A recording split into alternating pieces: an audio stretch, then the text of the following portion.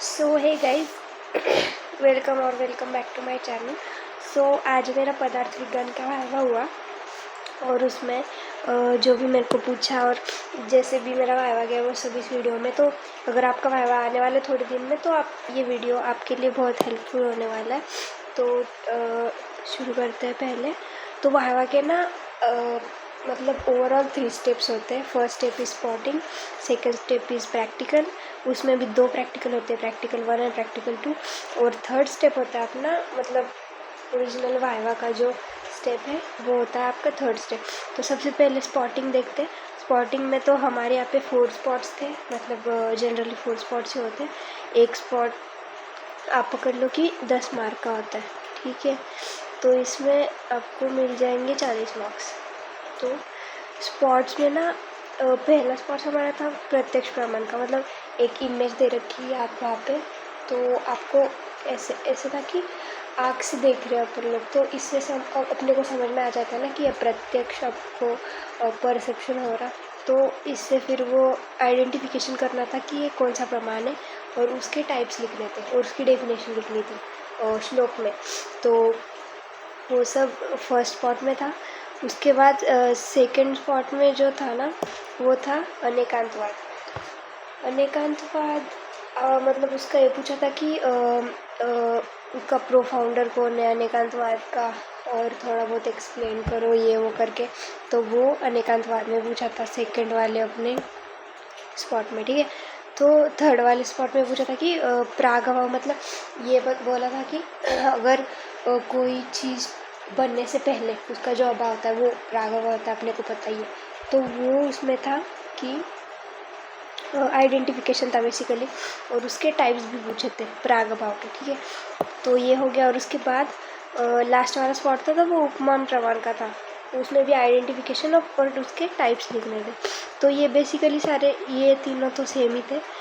चलो मान लो ये वाले ये तीनों तो सेम ही थे, इसमें टाइप्स बताने आपको और आइडेंटिफिकेशन करना। और अनेकांतवाद में भी आपको ये बताना था प्रोफाउंड और ये वो करके। तो आप इसको अच्छे से करके जाओ स्पॉटिंग, तो आपका निकल जाएगा सही से, ठीक है। तो सेकंड स्टेप पे अपन लोग आते हैं। तो सेकंड स्टेप पे ना प्रैक्टिकल रहता है। प्रैक्टिकल 2 पार्ट में डिवाइड करते हैं ये लोग। प्रैक्टिकल में प्रैक्टिकल 1 और प्रैक्टिकल 2।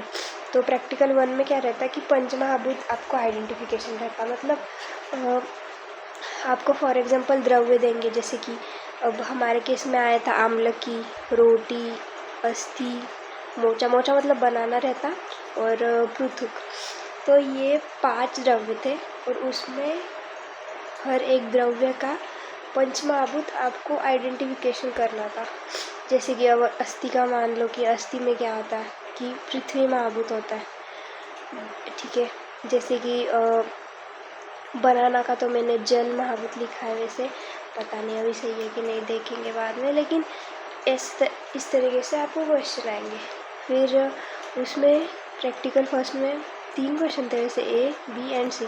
ए में देख लिया आपने पंचमहाभूत, बी में आया था सामान्य विशेष संबंध, ठीक है। तो इसमें ना ये आता कि मध्य ये एक द्रव्य है और उसमें अपने को लिखना है कि सामान्य विशेष विद रिस्पेक्ट टू क्या, दोष, धातु, मल एंड अग्नि। तो आप ये एग्जैक्ट क्वेश्चन तो अब नहीं आएगा आपके कॉलेज में, या फिर आ भी सकता, लेकिन ये सामान्य विशेष ये आप अच्छे से करके जाओगे, ठीक है। तो फिर थर्ड वाला क्वेश्चन था प्रैक्टिकल फर्स्ट में, आइडेंटिफाई गुणास। अब गुना तो अपने को सबको पता है कि 2 जो विंशति गुरुवादी गुण है, गुरु, हिमा, स्निग्ध, लक्षणम, विस्ना, सांद्र। तो ये सब जो गुणाज है ना वो अपने को आइडेंटिफाई करने थे ये द्रव्य में, ठीक है।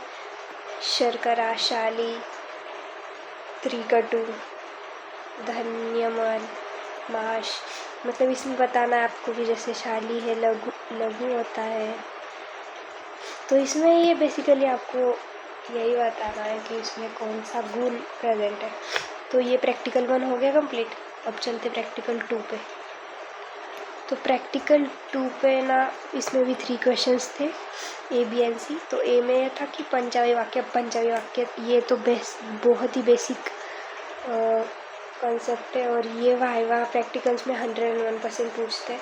तो ये आप VIMP करके जाओ, ठीक है, ये बहुत इम्पोर्टेंट है। पंजाबी वाक्य मतलब ये दे देंगे कि फॉर एग्जांपल कोई भी एग्जांपल दे देंगे आपको, जैसे हमारे केस में ये वाला एग्जांपल आ गया डायबिटीज़ मेलिटस, और ये बोल देंगे कि इसके रिलेटेड में पंजाबी वाक्य आप प्रोड्यूस करो, मतलब फॉर्मेशन करो। तो मधुमेह का हमको एग्जांपल आया था, तो आपको कोई सा भी एग्जांपल आ सकता है। और जैसे अपने को पंजाबी वाक्य पता है कि प्रतिज्ञा हेतु उदाहरण ये वो करके, तो वो सब कुछ आपको ये इसके विथ रिस्पेक्ट में लिखना होता है। आ गया समझ। फिर प्रैक्टिकल 2 में ही ना B वाला क्वेश्चन था हेत्वाभास पे। अब हेत्वाभास तो अपने को पता ही है, असिद्ध विरुद्ध ये वो करके, तो उसमें एक एग्जाम्पल था और उसमें आइडेंटिफिकेशन करना था कि ये हेत्वाभास कौन सा है, और इसी के साथ साथ बाकी के जो भी हेत्वाभास है ना वो सब लिखने थे, मतलब उसके नेम्स लिखने थे बेसिकली, ठीक है। तो इसमें इतना आ गया था पूरा हेत्वाभास में। एग्जाम्पल एक देंगे, एक लाइन देंगे, कुछ देंगे, उसमें बोलेंगे कि ये हेत्वाभास कौन सा है, उसका आइडेंटिफाई करो। आइडेंटिफाई हो गया, फिर आपको पूछेंगे कि बाकी के सारे जो हेत्वाभास है उसके आप नाम लिख दो। तो काफ़ी इजी है, मतलब अगर ये आइडेंटिफाई नहीं भी होता है आपसे एग्जाम्पल तो भी कोई बात नहीं, आप बाकी के नेम्स वेम्स लिख भी देंगे ना तो भी आपको हाफ मार्क्स तो मिल ही जाएंगे, उसमें कोई बड़ी बात नहीं है। फिर लास्ट C जो क्वेश्चन था, मतलब प्रैक्टिकल 2 का लास्ट वाला क्वेश्चन, वो उपमान पे आया था अपने को, ठीक है। तो उपमान में भी बेसिकली यही फॉर्मेट था कि आपको आइडेंटिफाई करना है, मतलब एग्जाम्पल देंगे, एग्जाम्पल से आपको आइडेंटिफाई करना है कि ये उपमान कौन सा है, और उपमान की डेफिनेशन लिखनी थी, और उसी के साथ साथ संज्ञा और सदनी रिलेशनशिप, मतलब वो एक्सप्लेन करना था, ठीक है। तो ये बेसिकली ये तो एग्जैक्ट नहीं आएगा, तो आप इसको पढ़ के जा सकते हैं। तो बेसिकली मतलब ये समझ लीजिए कि आपको इसको पढ़ के जाना है, उपमान को, सही है। ये इतना ज़्यादा मतलब ठीक है, माइंड में मत लें, अगर आ भी जाएगा आपको सेम तो आपको आ जाएगा लिखने में, क्योंकि बस एग्जाम्पल को आइडेंटिफाई करना है कि ये कौन सा उपमान है, और डेफिनेशन लिखनी है उपमान की, उसी के साथ साथ संज्ञा और संज्ञा का जो रिलेशन है, ठीक है, उसको एक्सप्लेन करना है, सही है। तो ये फिर आपका हो जाएगा प्रैक्टिकल, और प्रैक्टिकल के बाद मेन अपना आता है वाइवा, जो कि बहुत इम्पोर्टेंट है। इम्पोर्टेंट इन द सेंस कि हम लोग डरे हुए रहते हैं इसमें, क्योंकि ऑब्वियसली सामने वाला डायरेक्टली से भी बैठ के क्वेश्चन पूछेगा और अपने को ज़्यादा एक्सपीरियंस नहीं रहता ऐसा।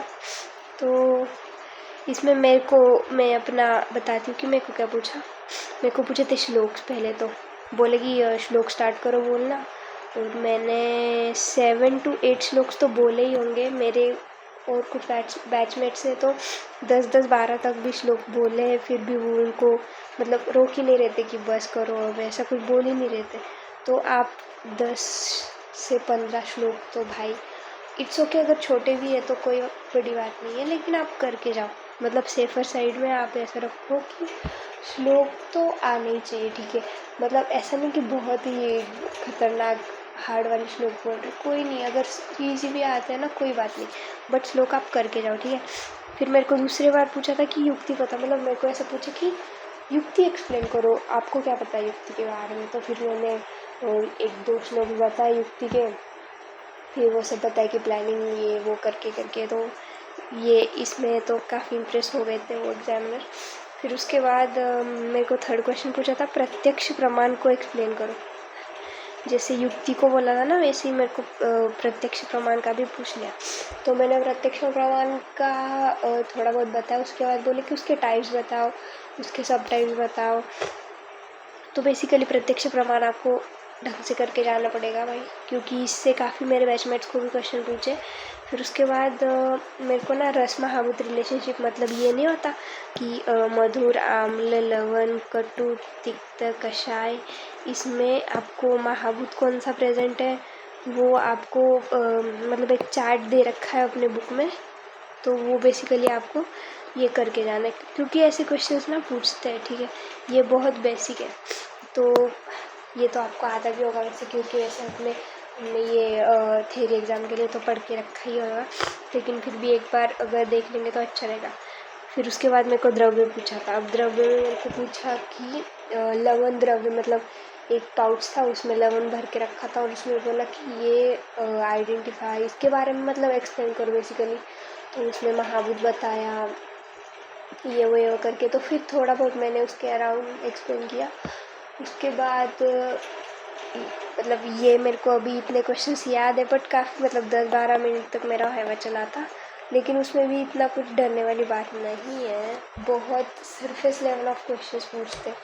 अगर आप पोलाइटली आंसर्स करते हो, अगर बहुत आप सिंपल बन के जाते हो और डर डर के बोलते हो, तो फिर वो मैटर नहीं करेगा ज़्यादा, और वो भी ज़्यादा आप पे ये नहीं करेंगे। अगर आपका भी कॉलेज में किसी के साथ झगड़ा वगड़ा नहीं हुआ है किसी लेक्चरर के साथ, तो सब कुछ सॉर्टेडली हो जाएगा।